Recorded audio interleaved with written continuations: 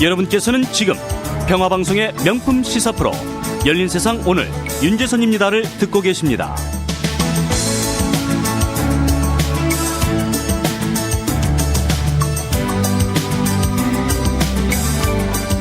네, 박근혜 대통령이 오늘 정의화 국회의장 등 5부 요인을 청와대로 초청하는 데 이어서 17일에는 여야 대표와도 회동을 갖죠.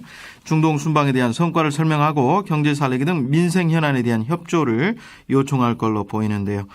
새누리당 최고위원이시죠. 이인재 의원 연결해서 대통령과 여야 대표 회동을 비롯한 전국 현안에 대해서 견해 좀 들어보도록 하겠습니다.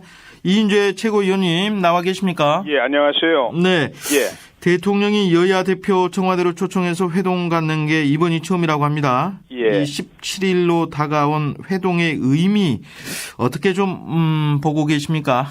예, 전부터 이 외교 안보 국방에 관해서 이제 대통령은 최고 지도자이시기 때문에 여야 대표들과 만나서 초당적으로 이렇게 대화하는 것이 관례인데요. 네. 이번에 이제 중동 순방을 하고 오시지 않았습니까? 예. 중동 순방 성과와 관련해서 이제 설명도 하고 이해와 협력도 구하고 이렇게 하실 것 같아요. 그리고 지금 이제 국회에서 여러 가지 중요한 현안들이 많이 있는데 경제 살리기 일부 법안하고 그렇죠. 예. 그리고 이제 공무원 연금 개혁 법안이 4월 임시국회에서 꼭 통과돼야 되거든요. 예. 그래서 그런 이제 협력도 구하게 될 테고 그밖에 뭐 이제 여야 대표가 제기하는 여러 가지 문제에 관해서 허심탄회하게 대화하는 그런 좋은 자리가 되리라고 생각합니다. 예. 지난 대선 때 아마 뵙고 아마 처음이 아닌가 싶은데요. 예. 두 분 야당 문재인 대표와는. 예. 그런데 보면 지금 2월 임시국회에서 확인된 게 어떻게 경제 살리기 해법을 놓고선 여야의 견해 차이가 좀 뚜렷하지 않습니까? 그래서 과연 이번 회동에서 좀 눈에 띄는 성과가 나올지 좀 예. 어떻게 봐야 될까요? 전망은 어떻게 하고 계십니까? 예, 그렇습니다. 뭐 경제 살리기에는 뭐 여야가 똑같은 문제 의식을 갖고 있는 게 사실이고요. 다만 그 방법론과 관련해 가지고 이제 이견이 있을 수 있습니다. 그래서 이번에 여야 대표가 이제 진솔하게 자신들의 입장을 이제 이야기하고 대통령이 또 지금 현재 이 경제 살리기에 어려운 여러 가지 애로사항을 충분히 설명을 하면서 네. 서로 상대방 입장을 존중하고 이해하고 그러면서 이제 구체적인 타협은 국회 안에서 이루어지도록 이렇게 이제 촉진하는 그런 계기가 되리라고 생각합니다. 예. 좀 박 대통령이 이번 회동이 좀 소통의 리더십을 좀 키우는 그런 측면도 있다고 보십니까? 그렇습니다. 만나서 백문이 불여일견이라고 만나서 이야기하면 이제 여러 가지 서로 통하는 게 많이 있고요. 네. 그래서 뭐 좀 작은 차이, 의견의 차이가 있더라도 또 큰 다른 이제 방법을 가지고 이제 넘어갈 수가 있으니까요. 네. 예. 어떻게 여야 대표 회동 17일 말고도 앞으로도 좀 자주 이루어질 수 있겠습니까? 예, 뭐 큰 이슈가 있을 때마다 충분히 이제 허심탄회하게 만나서 이렇게 국정을 풀어나가는 모습을 이제 보여주는 게 국민들 우선 안심하실 수 있지 않습니까? 예. 그리고 이제 나라 분위기가 따뜻해질 수 있고요. 네. 경제라는 건 결국 뭐 따뜻해져야만 경제가 이제 활력을 찾게 되는 것처럼 네. 여야 또 대통령 이 사이에 충분히 큰 틀의 대화가 앞으로 자주 있었으면 합니다. 예. 좀 경제 얘기로 좀 더 대화를 좀 이어가 보면요. 최경환 경제부총리가 그동안에 재정 많이 풀 대로 풀지 않았습니까? 예, 여러 가지 뭐 정책을 재정 정책 금융 정책 많이 썼습니다. 네, 그리고 어제도 이제 한국은행도 또 정부와 보조를 맞춘 형국이 됐고요. 금리를 낮췄으니까요. 예. 그런데 지금 생산과 소비 투자 모두 그동안의 회복세를 보이지 못하고 정체된 상태인데요. 예. 물론 대통령께서도 뭐 불어터진 국수의 비유까지 하면서 또 야당에 책임 돌리는 듯한 발언 때문에 야당의 반발을 사기도 했고요. 이인재 최고위원께서는 어떻게 보세요? 정부 여당의 경제 정책이 좀 그간의 생각만큼 효과 거두지 못한 원인, 이유 어디에 있다고 보십니까? 지금 뭐 현재 이 경기 침체가 계속되고 있고 또 물가까지 지금 하락하는 추세를 보이고 있지 않습니까? 네, 디플레이션 우려가 나왔죠. 예, 최악의 이 디플레이 위기가 이제 현실화되는 게 아니냐 이런 그 위기감이 고조가 되고 있는데요. 네. 우리 경제의 어려움은 뭐 한두 가지 원인 때문에 있는 것 같으면 일정한 정책 처방을 통해서 회복이 될 수 있겠는데 네. 지금 안팎으로 엄청나게 그 구조적인 문제점 때문에 생긴 현상이거든요. 예. 그래서 지금 쉽게 이 금방 효과가 나올 수가 없고요. 특히 이제 이 지난번에 그 이제 최경환 부총리가 초이노믹스라고 그래가지고 여러 가지 예. 재정 금융 정책을 좀 전환해가지고 네. 이 부동산 경기에서부터 이렇게 좀 경기 회복을 주도를 하려고 했는데 네. 이번에 한국은행에서 기준금리 0.25% 포인트를 내렸죠. 낮추는 결정을 했는데 사실은 좀 더 일찍 했어야 된다고 생각합니다. 저는 뭐 공개적으로 좀 일찍 하라고 오래전에 제가 주장을 했는데 예. 좀 매우 늦었고요. 예. 늦었지만 뭐 그래도 다행입니다. 그러나 또 인하 폭도 예. 이 전부터 0.25% 포인트씩 자꾸 이렇게 찔끔찔끔 내려서 큰 효과를 못 봤는데요. 좀 대담하게 이번에 좀 더 인하 폭을 늘렸으면 하는 아쉬움이 있습니다.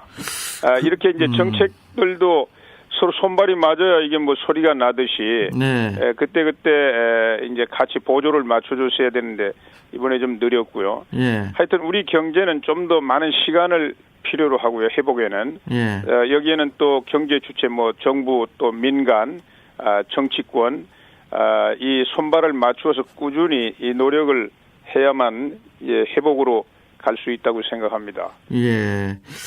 금리 인하 물론 뭐 새누리당은 반가운 소식이다 이렇게 환영을 했고 또 새정치민주연합 같은 경우에는 금리 인하만으로는 좀 우리 경제 살리기 어렵지 않느냐 근본적인 처방이 될 수 없다 이렇게 비판을 했는데 예. 지금 기대와 우려가 동시에 나오는 것 같습니다. 일단 금리 인하가 되니까 역시 주식이나 부동산값 이 자산 가격은 좀 오를 거고요. 예. 반면에 가계부채가 좀 늘어나서 이게 참 오히려 서민들에게는 좀 결국에는 결과적으로는 좀 보탬이 되지 않을 거다 이런 얘기도 나오는데요. 예. 이 부분에 대해서는 어떻게 판단을 하십니까? 예, 금리 인하가 뭐 만병통치약은 물론 아니죠. 금리 인하 한 가지 정책만으로 무슨 큰 효과가 나온다고 생각할 수 없습니다. 그러나 지금 이제 미국이나 유럽이나 일본 여기는 이제 금리 더 인하할 수가 없잖아요. 그건 제로금리 가깝기 때문에. 네. 그러니까 이제 통화량을 인위적으로 늘려가지고 양적 완화라고 하는데 네. 그래서 통화 가치를 인위적으로 하락시키고 인플레를 만들고 네. 그래서 이제 금융 자산이 실물 자산으로 이렇게 이동하도록 함으로써 경기 회복을 하는 이런 정책을 쓰고 있지 않습니까? 네, 그렇죠. 미국은 네. 이제 중단을 했습니다만 일본하고 EU는 여전히 뭐 계속해서 더 양적 완화를 지금 하고 있는데요.